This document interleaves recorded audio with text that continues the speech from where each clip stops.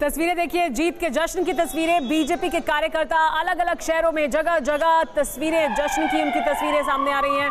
ये तस्वीरें देखिए इस वक्त। लेकिन मैनपुरी में डिंपल यादव की जीत तय है। अब जिस तरह से बढ़त उन्होंने बनाई है और जितने बड़े अंतर से वो बढ़त बनाए हुए हैं रामपुर में, लेकिन बीजेपी अब आगे हो गई है।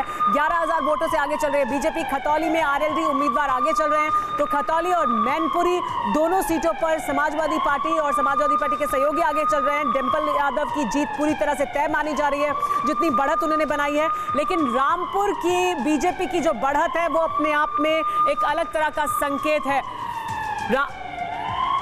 रामपुर में सुमंत हमारे साथ जुड़ गए, टीवी9 भारतवर्ष संवाददाता। सुमंत, रामपुर में बीजेपी ने बढ़त बना ली है, ये अपने आप में एक नई और बड़ी खबर होगी, क्योंकि यहाँ ये जो गढ़ है आजम खां का, इसमें बीजेपी का जीतना अपने आप में बड़ी खबर और ऐतिहासिक भी।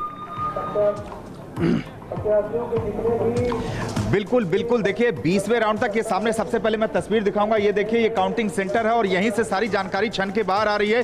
20वें राउंड तक समाजवादी पार्टी के प्रत्याशी आसिम राजा तकरीबन 1400 वोट से आगे चल रहे थे, लेकिन 21वें राउंड आते आते पूरी तरीके से रामपुर का परिदृश्य बदल गया है। और जब बीजेपी प्रत्याशी आकाश सक्सेना ने जो बढ़त बनाना शुरू किया, उसके बाद लगातार बढ़त बनाए हुए 26वें राउंड तक की आधिकारिक जानकारी आ गई है। उसके मुताबिक 12,000 से ज्यादा वोटों से बीजेपी प्रत्याशी आकाश सक्सेना आगे चल रहे हैं और अब महज 6 से 7 राउंड की गिनती बची हुई है। यानी अब इसके बाद से अगर आप देखें तो अब जिस तरीके से जितने राउंड की काउंटिंग बचा हुआ है, तो उसमें अब यह कहना बड़ा मुश्किल है कि किस तरीके से जो समाजवादी पार्टी के प्रत्याशी हैं वो किस तरीके से जो है वो अब इसको मीट कर पाएंगे या इसको इस गैप को भर पाएंगे। ये इसकी संभावना बेहद कम है, चूंकि अब जिस तरीके से हर कुछ मिनट पे अगले राउंड की जानकारी आ रही है, अब जानकारी आ रही है कि ये जो फासला है वो 13 से 14,000 वोटों से बढ़ता जा रहा है।